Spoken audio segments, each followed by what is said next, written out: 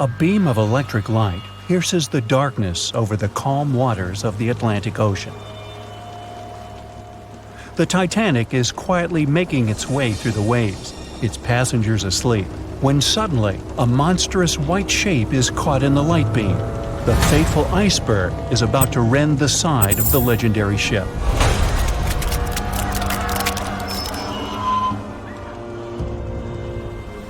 April 14, 1912, only 2 days before someone will take a photo of a giant iceberg with a pretty unusual elliptical shape. It turns out that this iceberg most likely formed out of snow that fell 100,000 years ago. Researchers used computer modeling to figure out its origin. They used data from 1912 and added some new information about winds and ocean currents. They concluded that the iceberg was probably a part of a small cluster of glaciers in southwest Greenland. These days, it's possible to calculate the routes of such icebergs in any given year in the past. So the infamous chunk of ice was on its way from Greenland to an area further south from Cornwall. If the ship had passed through that region only 2 days later, the iceberg would have moved far away from the point where they met. At first, the weight of the most well-known iceberg in the world was 75 million tons. With time, it started to slowly melt away. And when it sank the Titanic, its weight was only 1.5 million tons. By the time of the collision, it had probably been melting for months, but it was still a true monster. When the Titanic sank, the iceberg was 400 feet long, and more than 100 feet of its surface was above the water. Some people believe it was a supermoon that caused the Titanic to sink. That night, there was a rare lunar event. It hadn't happened for 1,400 years. In normal conditions, the iceberg wouldn't have traveled so far south without melting and losing the largest part of its mass. But the supermoon could have been the reason for an unusually high tide that pulled the iceberg away from the glacier way faster than usual. There's a specific type of bacteria that slowly consumes the remains of the Titanic. Salt corrosion, ocean currents, freezing temperatures, plus this rust-eating microorganism might consume the entire wreckage. American actress Dorothy Gibson was aboard the Titanic. She survived, and when she arrived in New York, she started filming a movie called Saved from the Titanic almost right away. The movie was released only a month after the Titanic sank, and in the movie, she even wore the same shoes and clothes she had during the actual disaster. The movie was a big success at that time, but the only known copy was destroyed in a fire. 14 years before the Titanic sank, a novella called Futility had been published, and it seemed to have predicted the whole event. The plot centered around a fictional ship called the Titan that sank during its voyage. The Titan was almost the same size as Titanic, and they both went to the bottom in April.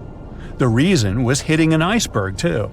Both the real and fictional ships were described as unsinkable, and both of them had the legally required number of lifeboats, which, as it turned out later, were nowhere near enough.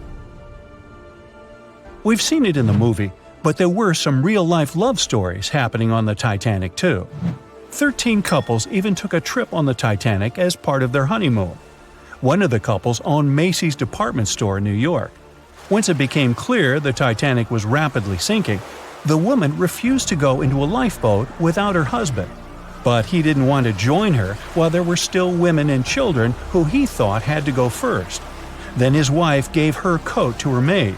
She insisted that the maid should get into the lifeboat, and she wanted her to be warm. As for the woman herself, she decided to stay with her husband till the end. Some people believe Titanic sank because of a mummy, not an iceberg. It all started around 1000 BCE with a mysterious woman who lived in Egypt, in the City of Thieves. People knew little about her, but they called her a priestess.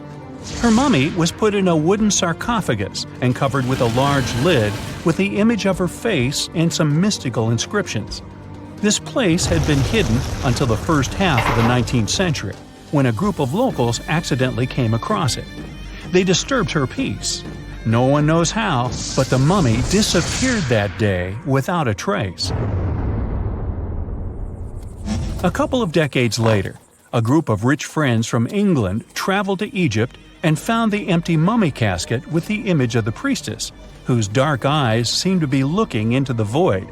They decided to buy it, but the buyer disappeared the same night before he even got the case. All members of the group had some accidents.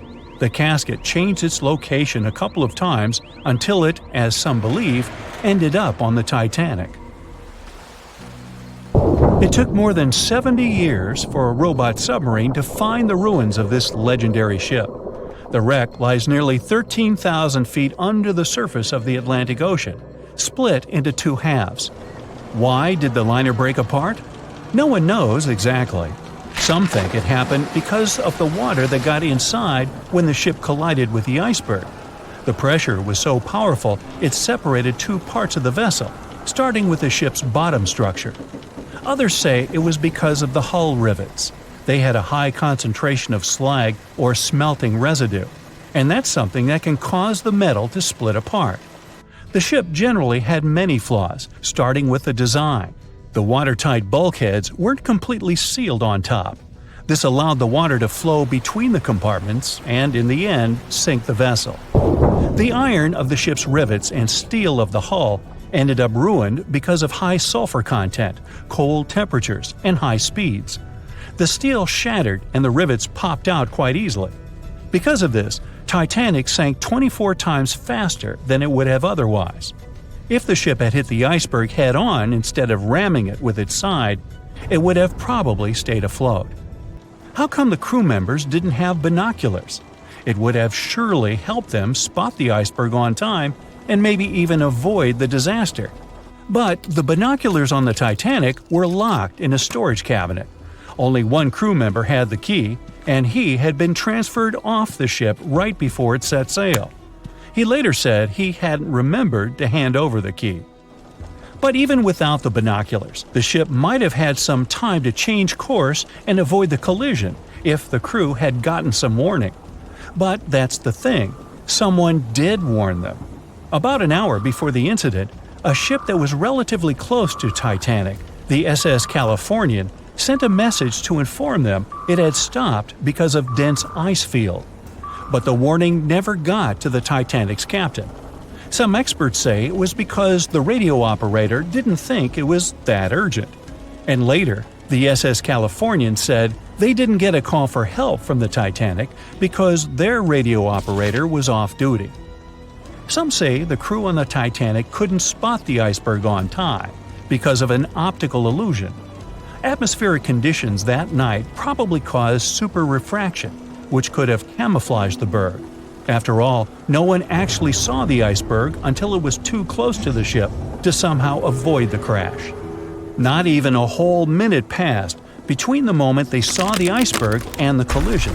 It was only 37 seconds, and it took Titanic 2 hours and 40 minutes to disappear below the ocean's waves.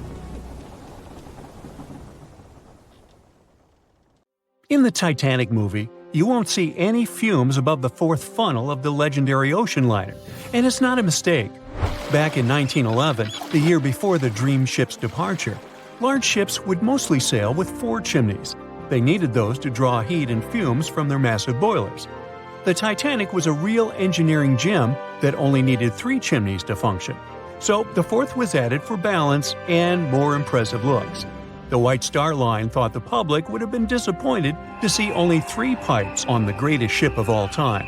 The Titanic's sister ships, the Olympic and the Britannic, also had 1 fake funnel each for the same reason. The dummy chimney wasn't completely useless and served for ventilation. It took out the fumes from the machine spaces in the lower decks and from one of the first-class general rooms.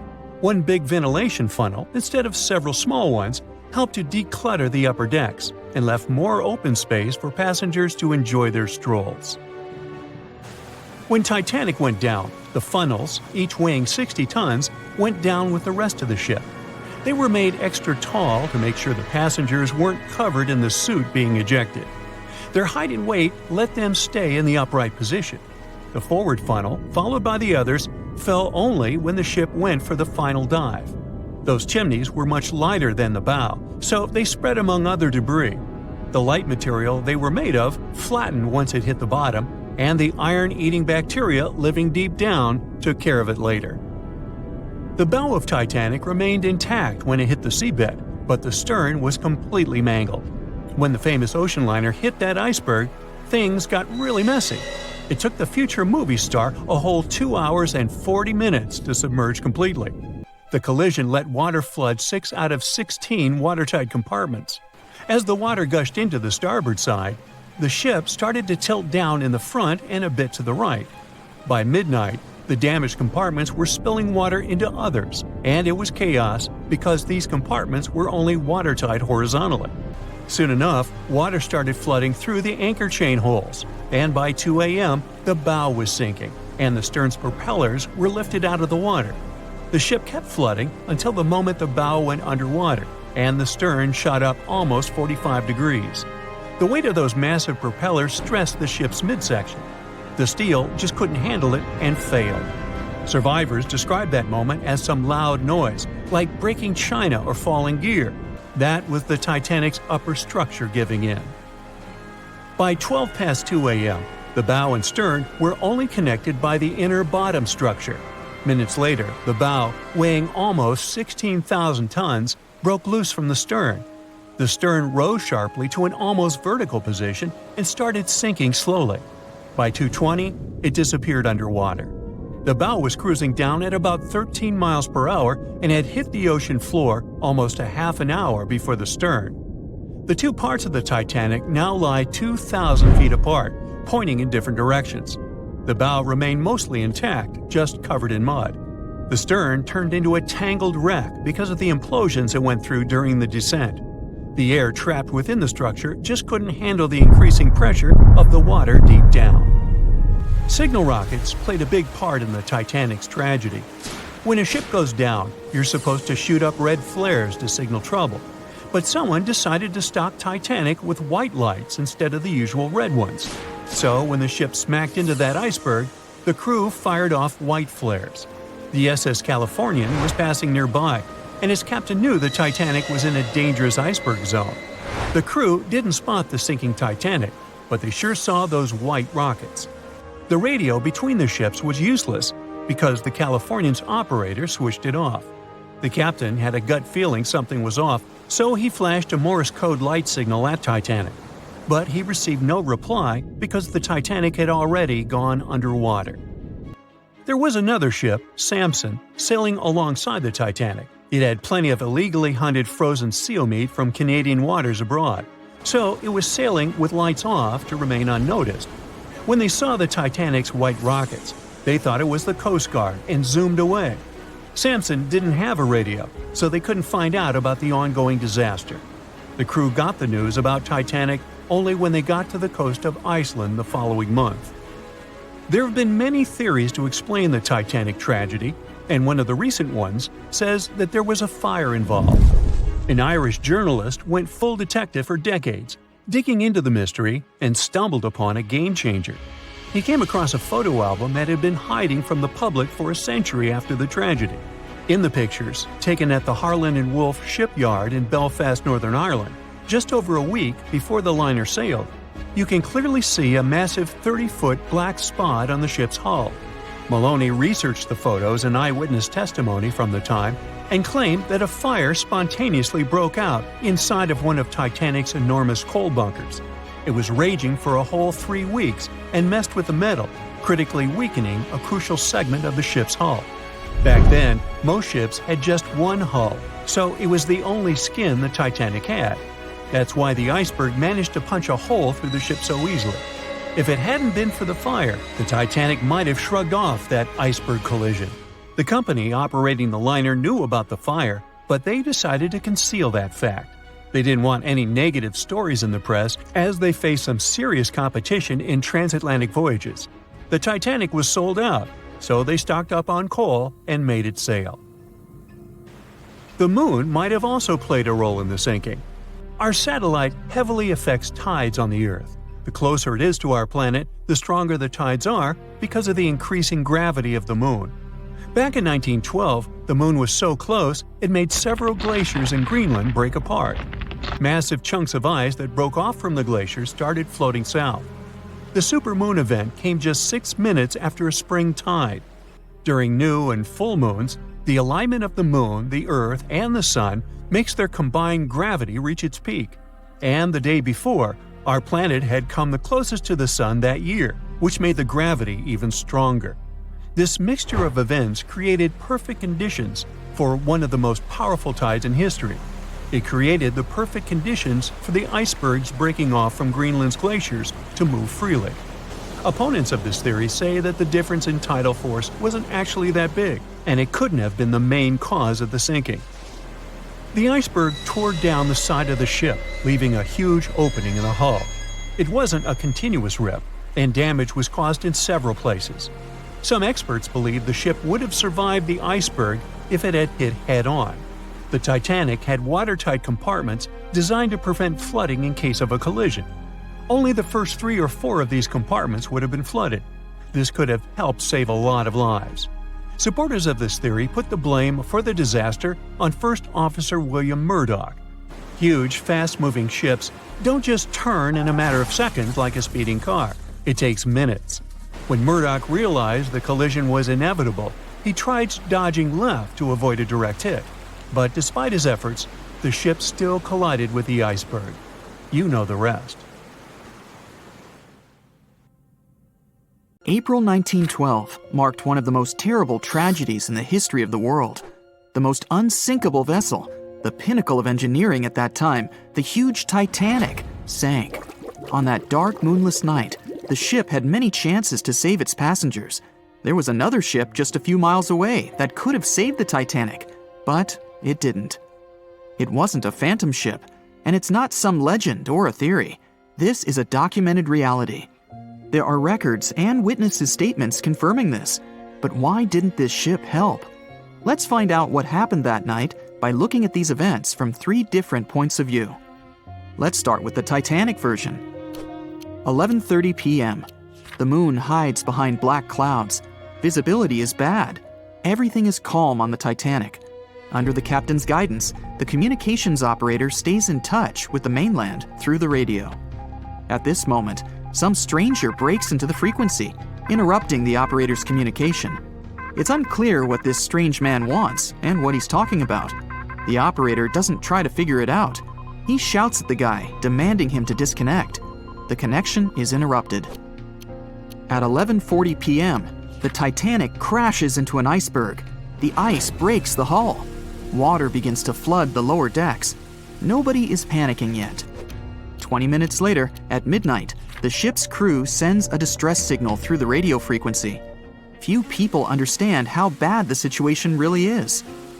After 20 minutes, at 12:20 a.m., they start lowering lifeboats with passengers. At 12:25 a.m., they receive a response to the distress signal. This is RMS Carpathia. Their captain reports they're already sailing at maximum speed towards the Titanic. But the problem is that the crash site is 58 miles away. This means Carpathia will only be here in 4 hours. At 12:45 a.m., the sinking ship's crew release rockets into the air. These flares are one of the main reasons for the terrible fate of many passengers, but more on that later. 90 minutes later, the Titanic's deck breaks and the ship dives underwater. At 4:10 a.m., the Carpathia finally arrives at the shipwreck location. The crew members make heroic efforts to save all the people. They take 705 survivors on board. At this moment, another ship appears. It's SS Californian. The Carpathia sails towards the New York coast with all the people. The Californian floats in search of passengers and finds nothing but wreckage. The ship was only a few miles away while the Titanic sank into the icy water. The Californian could have saved these people, but did nothing.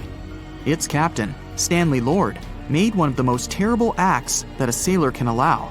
He didn't help a sinking ship. When the world found out about all this, they detested Captain Lord. They couldn't bring charges against him, and the trial didn't punish him. But his career was ruined entirely. as no other ship company would hire him. Despite this, he never confessed he had been guilty. Before he passed away, the captain said it hadn't been his fault. If this was true, then what happened there? This brings us to the Californian version.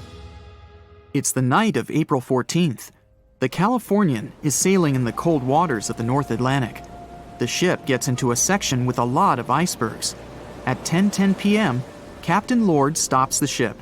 It's too dangerous to move around this area, as they can damage the hull. At 11 p.m., the ship starts drifting. It's impossible to move in such conditions with such poor visibility. The captain knows that the Titanic is coming here, so he orders the radio operator to warn the ship about the danger. Radio operator Evans turns on the receiver and tries to contact the Titanic. He spends about 30 minutes on it. The connection is finally established. At this moment, the Titanic radio operator is speaking with the mainland. Evans interrupts this conversation and tries to warn the ship about icebergs. The operator doesn't understand Evans' words. He's annoyed because Evans broke into the channel so brazenly. He shouts at Evans and cuts the connection. Tired, Evans turns off the receiver and informs his superiors about the incident.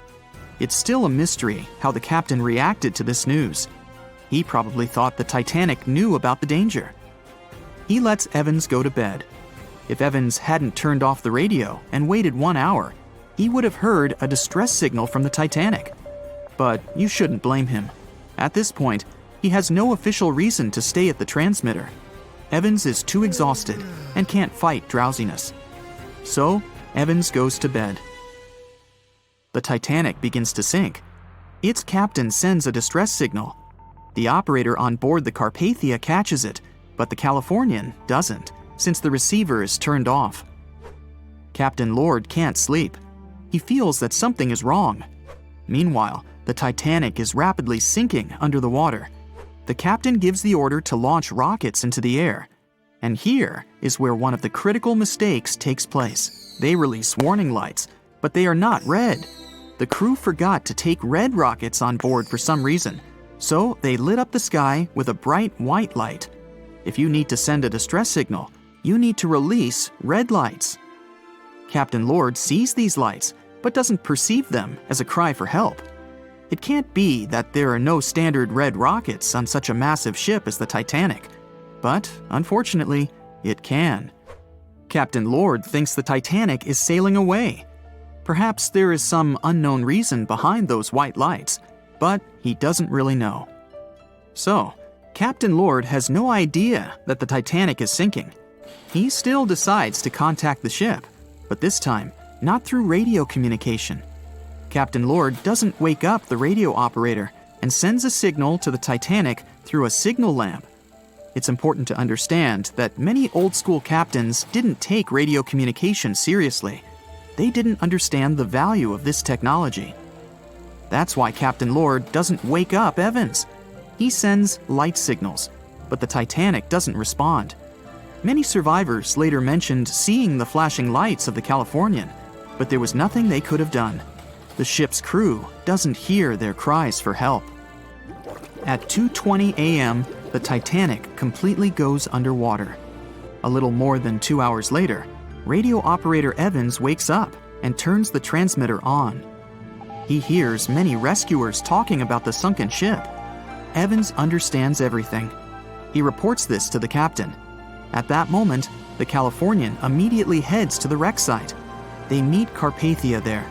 With the survivors on board, it sails towards New York. The Californian stays sailing and looking for people. They find nothing but wreckage. The Californian returns to the mainland. The news about the ship that could have saved the Titanic is spreading all over the country. The trial begins. Captain Stanley Lord and the crew tell their version. They say their ship had been standing still. Many people don't believe them, and some of the surviving passengers claim to have seen the Californian sailing by. Still, the judge declares them innocent. 1962. Captain Stanley Lord is a very old man. He calls a notary to confess something. The captain makes his last remark about this case. He swears he's not guilty. But if it wasn't the Californian sailing past the Titanic at that moment, then what? The Samson theory could answer that question for us. The sealing ship Samson is sailing in the cold waters of the North Atlantic. The crew aren't sleeping. They carefully study the surroundings, but not because they're afraid of icebergs. They're scared of meeting with the U.S. Coast Guard. The Samson ship's crew catch seals, which is illegal. At 12:45 a.m., Samson's captain sees white signal rockets. The team is sure it's the Coast Guard. They turn off the lights and sail away. It's dark, so they don't notice the sinking Titanic. They return to the coast of Iceland and hear about the disaster. They realize they have abandoned the drowning passengers. The nephew of one of Samson's crew members reads about this story in his uncle's diary. The nephew asks for permission to publish these recordings. All the people realize that Captain Lord wasn't guilty, but unfortunately, he didn't live to see this moment. Actually, it's still unknown who is guilty in this story. 2 ships were nearby the Titanic. Their captains were adequate people. They would have helped save all the passengers. Their fault was that they couldn't understand what the Titanic wanted on that dark night. Someone forgot to put red flares in the box. This small but fatal detail was one of the leading causes of the tragedy. Over a century ago, the Titanic struck an iceberg and sank to the bottom of the Atlantic Ocean. Of the 2,240 people on board, only around 700 survived. Since then, the tragedy has been the subject of endless movies, documentaries, and books. And though we've learned a lot about the ship and many of the people on board, we hardly know anything about the iceberg responsible for the catastrophe, especially anything concerning its size. But maybe we can find some clues. The Titanic was constructed by the White Star Line as part of its new fleet of passenger liners. At the time, it was the largest ship ever built, and it lived up to its name. The ship was 883 feet long, equal to 2.5 soccer fields placed end to end, and 175 feet tall, which is close to 10 giraffes standing on top of one another. From the waterline to the deck alone, the boat was 60 feet high. That's close to the height of a 4-story building. The Titanic was big enough to have veranda cafes, a restaurant, a reading and writing room, a Turkish bath, a gym, and squash courts. There was even space for a swimming pool. The liner could carry a total of 3,300 people, including 2,435 passengers and 900 crew members. Although luxury was important, safety was paramount. The Titanic had been designed to have 16 watertight compartments below its deck. If the ship's hull was somehow compromised in an accident, up to 4 of these compartments could take on the water, while the remaining 12 would keep the ship afloat. Philip Franklin, vice president of the White Star Line, said this was what made the ship truly remarkable. It's believed that the man said, "There is no danger the Titanic will sink. The boat is unsinkable, and nothing but inconvenience will be suffered by the passengers." He was so very wrong. The ship left England for its first and last voyage on April 10, 1912. And all it took was a single iceberg to bring that mighty vessel down. Icebergs are fascinating. They are formed during a process called calving, when large chunks of freshwater ice break free from glaciers and float away into open water. They eventually melt away and disappear.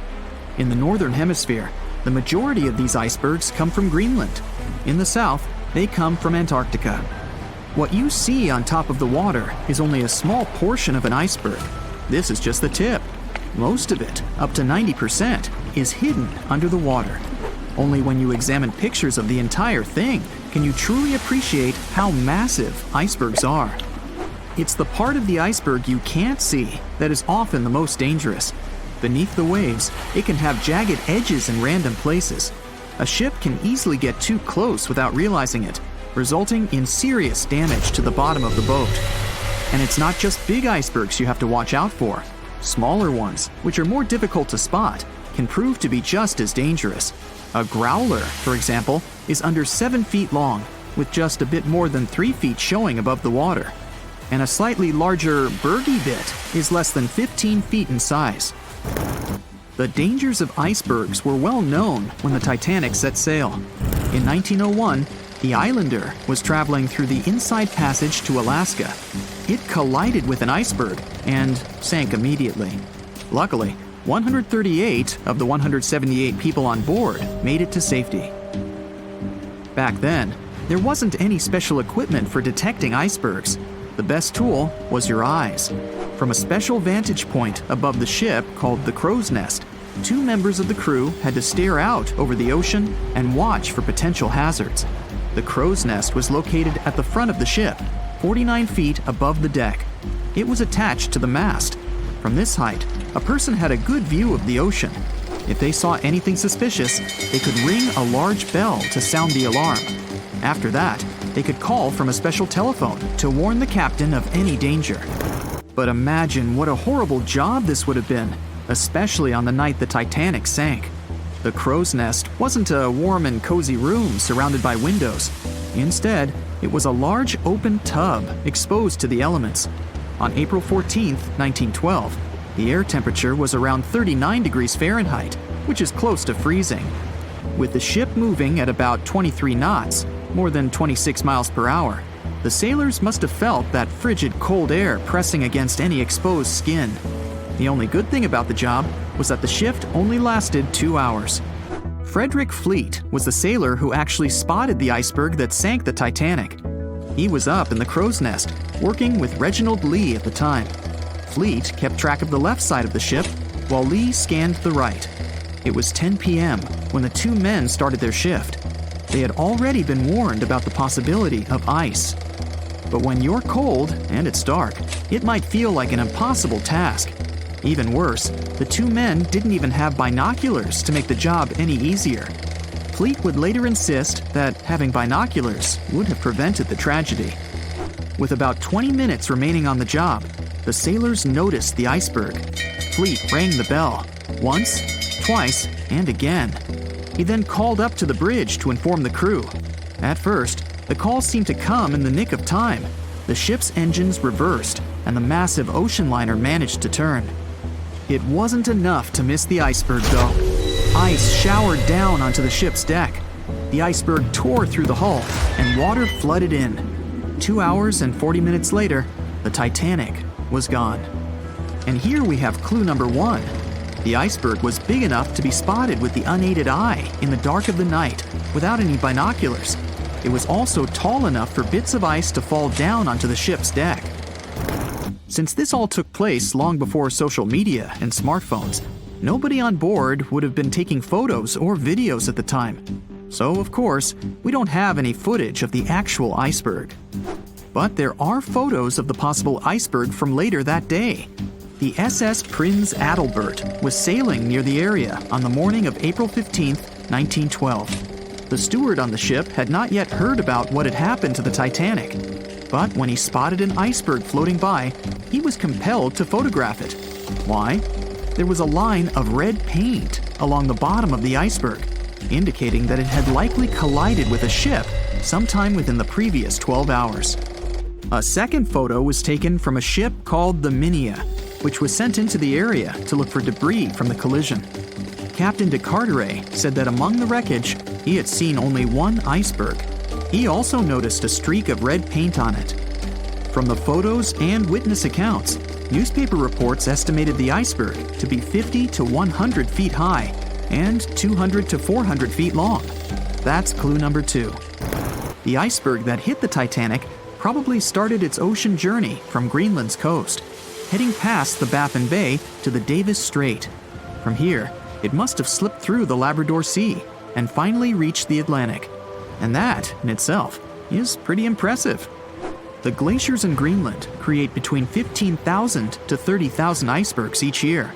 Some small, some big. Of these, a mere 1% will actually make it to the Atlantic. The others simply melt along the way. We know that the temperature of the Atlantic Ocean, where the sinking took place, was around 28 degrees Fahrenheit. That's below freezing. For humans, this could cause frostbite or hypothermia. But that temperature is actually warm for an iceberg. Most would only last 2 to 3 years in the North Atlantic, slowly melting into the warmer water. Based on this, it's likely that the Titanic's iceberg left Greenland in 1910 or 1911 and was fully melted by late 1912 or 1913. But since it did make it to the Atlantic and managed to cause significant damage to the ship, we have clue number 3. We will never know for certain the size of the iceberg from that day, but we do know that it definitely wasn't a growler or a bergy bit. Both those types of icebergs are much too small. And if the ice was indeed scattered across the deck during the collision, the iceberg must have been a little taller than 60 feet. The newspaper estimates are probably as close as we're going to get. The iceberg that took down the Titanic was indeed a formidable one, and icebergs are still a threat. As recently as 2007, the cruise ship Explorer struck one and sank in Antarctica's Weddell Sea. Luckily, everybody survived. The International Ice Patrol was created in 1914 following the Titanic's sinking. The organization is still in operation today, made up of representatives from several countries. Using airplanes and radar, the patrol locates and tracks larger icebergs, making the information available to anyone who needs it and preventing more ocean tragedies in the process. Staying in the water that's 70 degrees Fahrenheit for a long time definitely won't do your health any good. A water temperature of 50 degrees Fahrenheit is a nightmare. It feels much colder than the air of the same temperature. The passengers of the Titanic were in 28 degrees Fahrenheit water. Can you imagine how cold it was? Even the iceberg that the Titanic met was warmer. The water didn't freeze because of the high salt content. But what if the temperature had been higher? What if the Titanic had sunk in warm water, say 120 degrees Fahrenheit? Theoretically, this could have happened had the waters of the North Atlantic met a warm undercurrent from the southern part of the ocean on disaster day. But this heat wouldn't have been enough. The ocean area is too vast, and the temperature is too low at night. The warm undercurrent alone wouldn't have made a difference for people who were overboard. But if the Titanic had sunk in another place at one particular moment, perhaps then all people could have been saved, thanks to an incredible natural phenomenon. Now, on board everybody, our voyage to a parallel universe begins. It's a moonless night on April 14th through 15th. The Titanic crashes into an iceberg. Icy water floods the lower decks. The captain sends a distress signal. The nearest rescue ship, Carpathia, is 58 miles away from the sinking Titanic. At maximum speed, Carpathia will get there in 4 hours. That's quite long, even in warm tropical waters, since your body loses heat anyway. The Titanic begins to sink. The crew downs lifeboats. Some of the passengers jump overboard. The ship is going under the water. There are no boats left, so you jump along with other passengers. It feels as if you got inside a huge iceberg. The water is so cold that it's hard for you to move. You can't even scream because there's no air in your lungs. But at this moment, you feel a pleasant warmth coming from the depths. The heat rises above your knees and waist, then reaches your neck. Finally, you regain control of your muscles and can breathe deeply. You notice that all the other passengers feel the same warmth. The water becomes a little hot. It makes you happy. But in a moment, horror replaces your delight. The ocean begins to foam. And not because of the high temperature, but because something is rising from the ocean floor. You hear a heavy, low sound coming from the depths. It's not a sinking Titanic, but something bigger. You can see a huge iceberg nearby. It's melting, and a huge chunk is breaking off from it. A million bubbles appear on the surface. Then you feel something hit you in the leg. Thousands of strange, lightweight rocks are rising from below. There are also massive plates among them. People use them as lifeboats. You climb on one of those rocks and look at the ship. It doesn't sink, since all the water is bubbling and pushing the vessel up. You take one of the small rocks and understand everything. It's pumice. An underwater volcano has woken up right under the ship. Thousands of tons of volcanic rock are floating to the surface. When it erupts, its magma shakes the entire space, heats the water, and destroys the seabed. But it doesn't result in anything destructive on the surface. The enormous pressure of hundreds of millions of gallons of water suppresses the volcano's power. Molten rocks of the Earth's crust are pressed against the seabed, and pumice rises to the surface.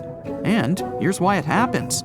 The upper part of Earth consists of many solid parts, tectonic plates.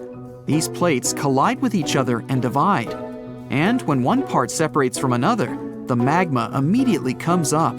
So, all volcanoes are these unstable fault sites. If the Titanic had sailed over one of these areas during an eruption, many passengers would have been saved. Back in the parallel universe, you notice the Titanic starts sinking again. The water is no longer bubbling. The volcano has gone out. In a matter of seconds, the ocean turns icy again. Fortunately, you have your pumice lifeboat. This is enough to wait for rescuers. But let's imagine a situation with no underwater volcano and an iceberg. A situation when the water was warm from the very beginning.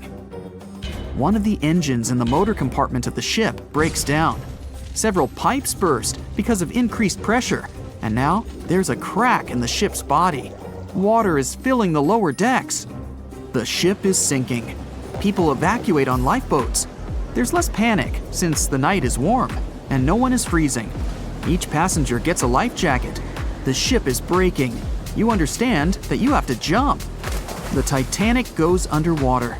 Many passengers fall overboard in horror. They dive into the dark ocean and immediately come to the surface.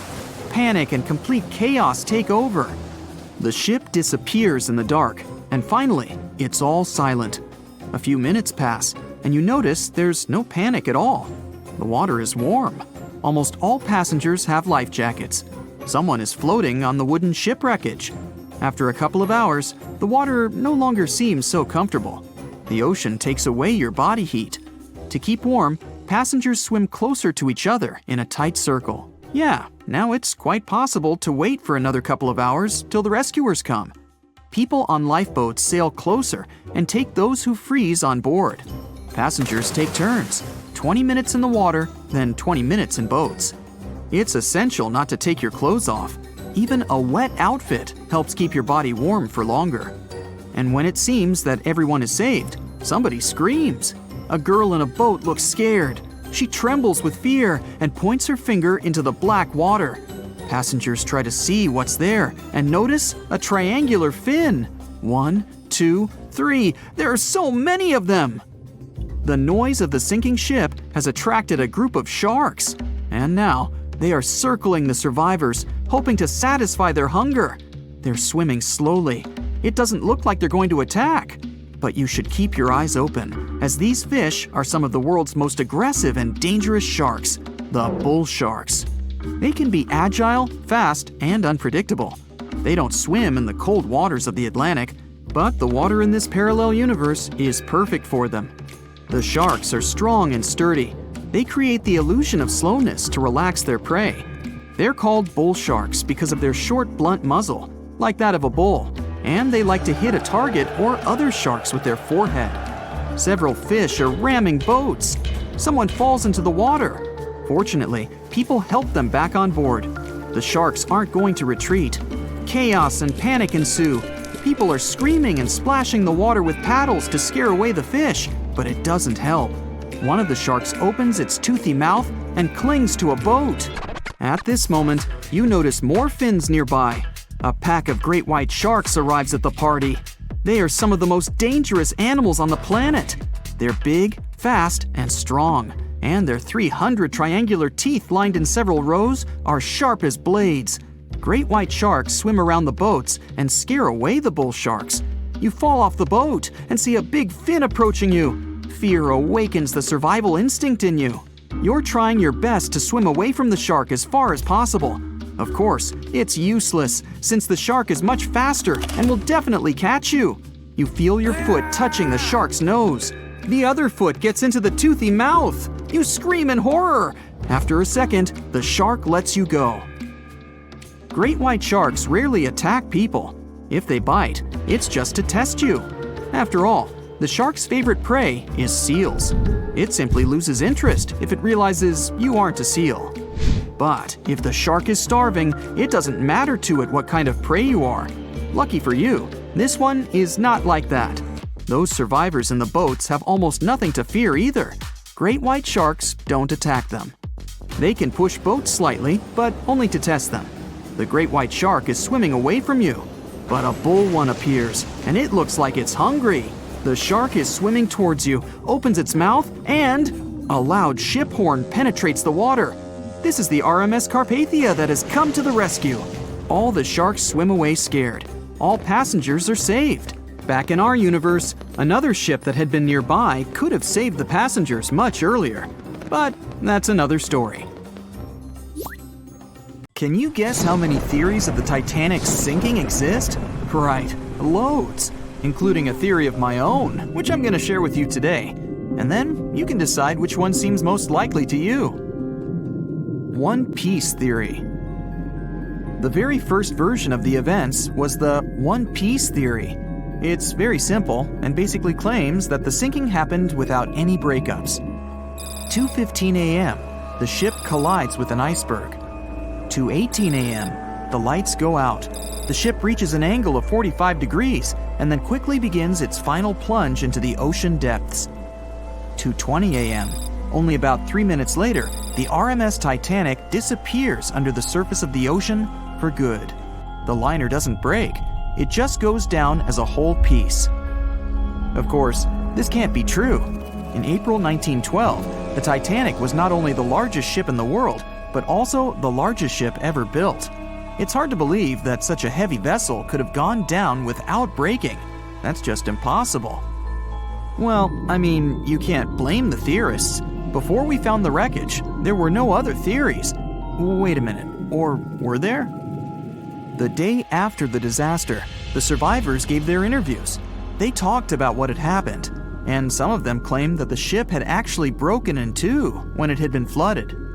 For example, Jack Thayer, a 17-year-old boy, outlined the sinking as he remembered it, and L.D. Skidmon drew a sketch based on his description.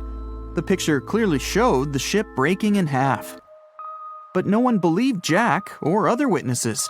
There was no evidence, so their claims were received with a grain of salt. But in 1985, things changed. First, breakup theory. That's when Robert Ballard found the wreckage of the Titanic in the depths of the ocean. When people saw the wreckage, it became clear that Jack and the other survivors had been right. The Titanic did indeed break in two when it sank. So it's time for a new theory. 2:15 a.m. The keel breaks, the starboard list eases, and the hull continues to bow and crumble. 2:17 a.m. The galley sections break off. The towers immediately drop under their own weight. The lights go out. The stern is pulled into the air. The bow breaks off and starts sinking. The aft is barely hanging on to the starboard side of the stern section superstructure. The stern section slowly lists over to port as it begins sinking again. It rises up one last time and pivots in a semicircle as it sinks. It all sounds pretty convincing, right? But people began to find plot holes in this theory. For example, the Titanic couldn't have held together until it reached such a high angle. The breakup would have had to begin much earlier. This only meant there was still a vast field for research and speculations. So people started to come up with their own possible scenarios. How about we look first at the ones no one likes?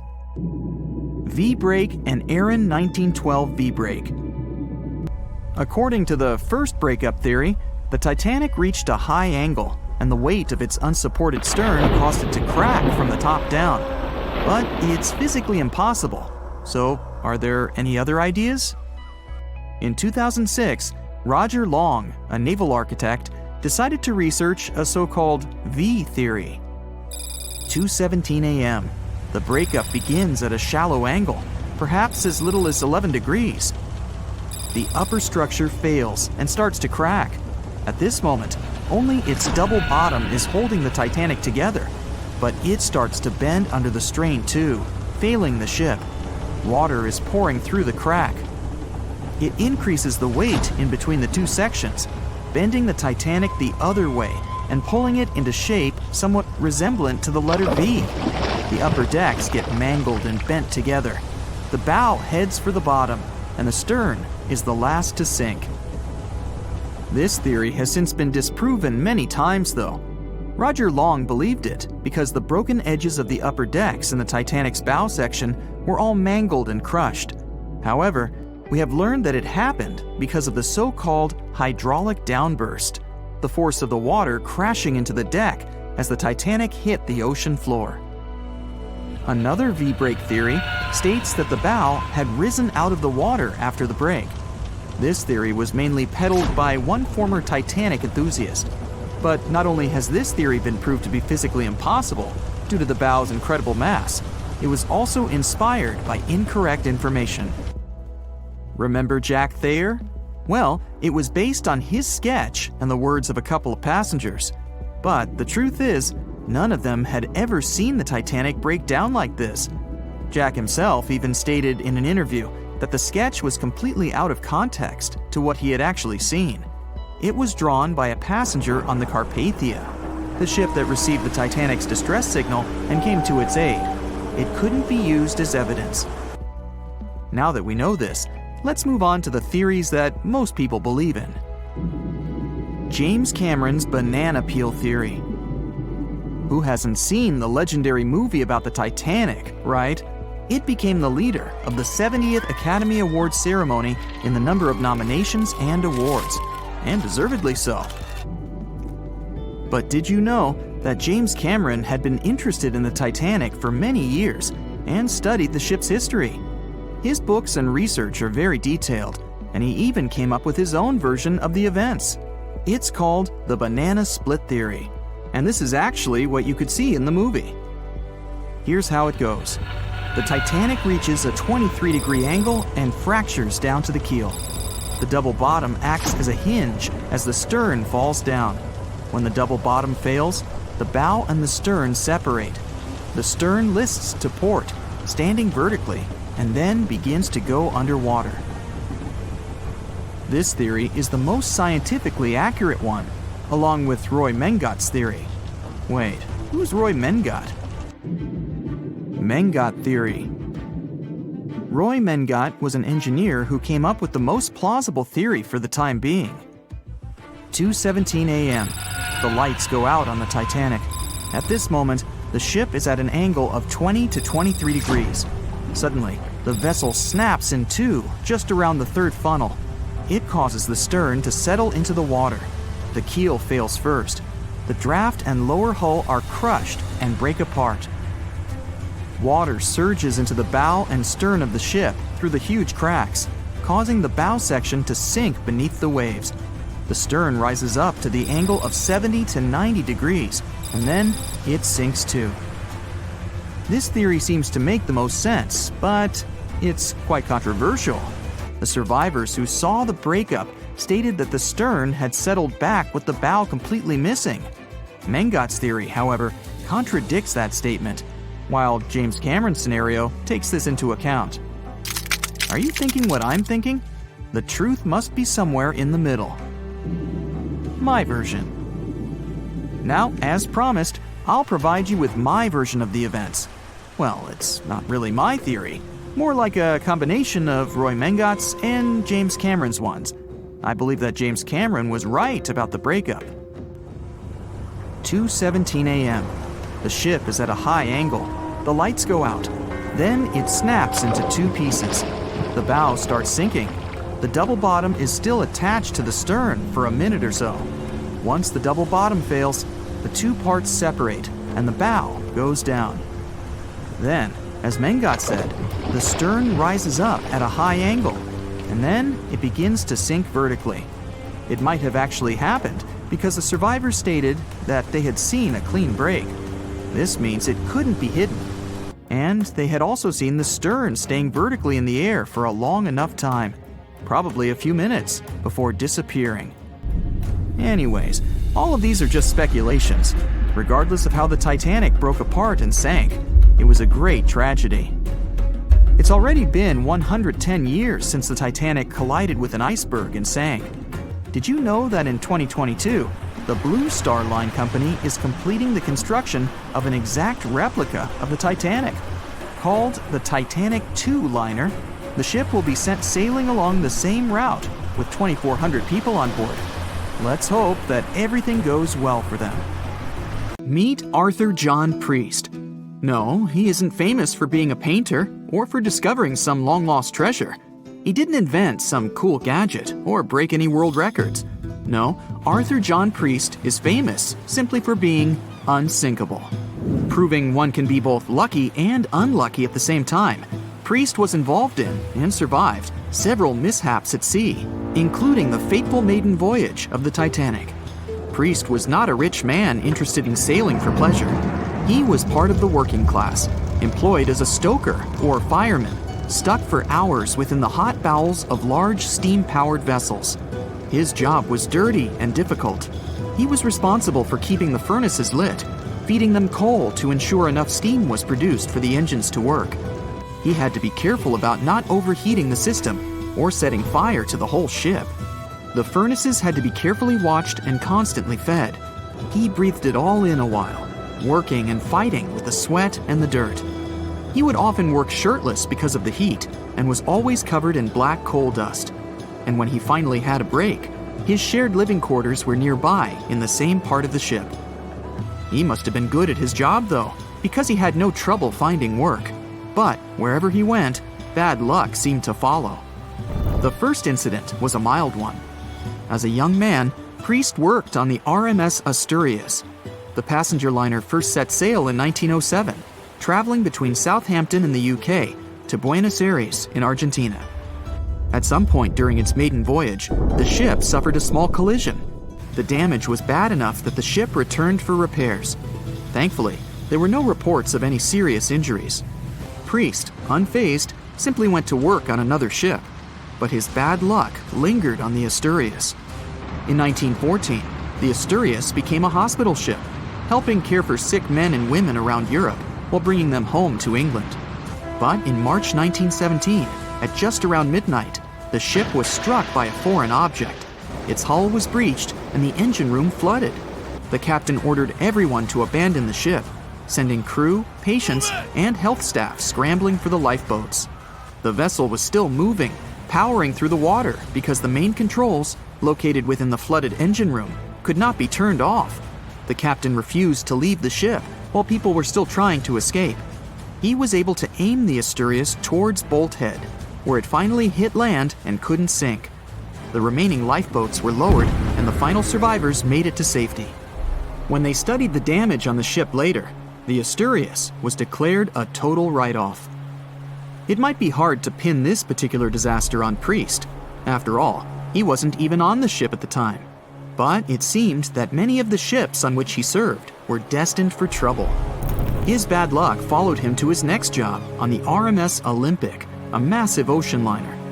The Olympic was big. In fact, it had been designed and built as part of the fleet that included the Titanic. But with size came sacrifice. The Olympic was great at moving in one direction, but very difficult to handle when it needed to turn. It was September 1911. The Olympic was trying to alter its course. The Hawk, a smaller ship sailing nearby, didn't give the larger vessel enough room to maneuver, and the two slammed into each other. Because the Hawk was engineered to deal with potential confrontations when out at sea, its reinforced bow tore through the Olympic. Two large gashes appeared on the ocean liner's side. The propeller shaft was badly twisted, and worse, the ship began to take on water. Somehow, the Olympic made it to shore without sinking, and nobody was seriously hurt. Priest had no idea that this was just a small taste of what his future held for him. He next found employment on a brand new ship, a better ship, an unsinkable marvel that was said to be the biggest vessel to have ever been built. Yes, he was going to work on the Titanic. And what a job!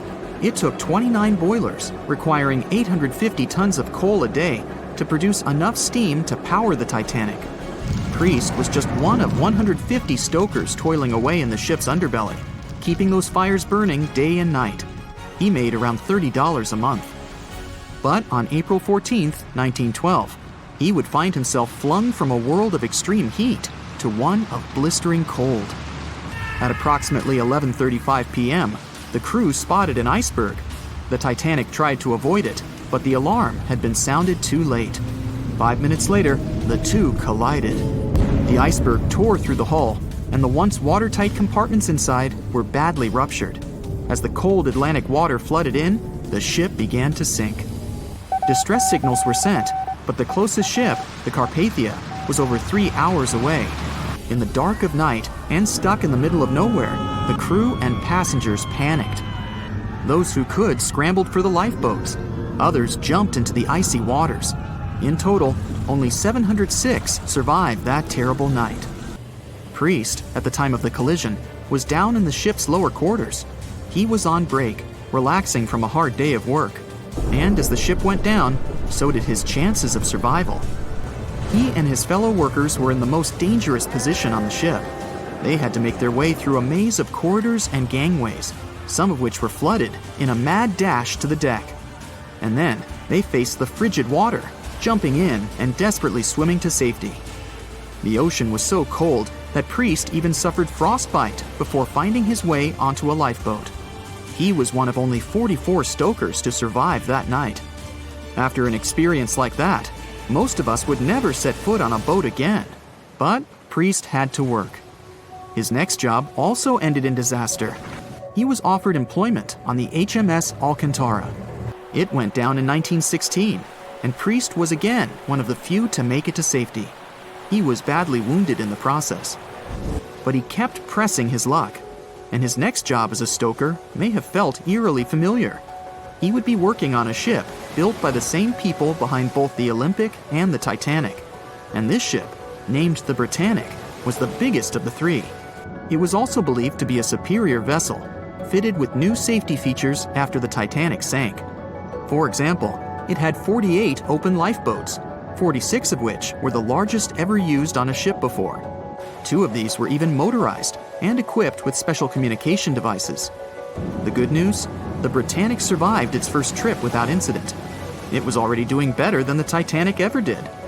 However, on November 21st, 1916, the Britannic was shaken by a loud explosion while traveling through the key channel in the Aegean Sea. The hull was damaged, and some of the compartments began to fill with water. But, unlike the Titanic, the Britannic had been designed for just such an emergency. It had been fitted with 5 watertight bulkheads. Intact, these would help keep the ship safe and floating for a much longer period of time. But there was one issue. Portholes along the lower decks had foolishly been left open. As the ship tilted, the portholes let in water, which flooded the Britannic and hastened its descent into the sea. This effectively made those watertight bulkheads useless. The ship was going down fast, much faster, in fact, than the Titanic had sunk. 35 of the lifeboats were successfully launched, saving most on board. Of the 1,066 passengers and crew, 1,036 survived. Priest, his luck intact, was one of them. And yet, he still wasn't done with a life at sea. He accepted a position as a stoker on the Donegal. It was a smaller passenger ferry that had been converted for use as a hospital boat. In April 1917, it was struck by a foreign object while fleeing an unsafe situation, and though he suffered from a head injury, Priest was again one of the survivors. It took experiencing 2 collisions and 4 sinkings before Priest was finally ready to retire. In fact, he reportedly said he only gave it up because no one wanted to sail with him. Can you blame them? He would live out the rest of his life on dry land in Southampton, England, with his wife Annie and their 3 sons. But Arthur John Priest would always be remembered as the unsinkable stoker.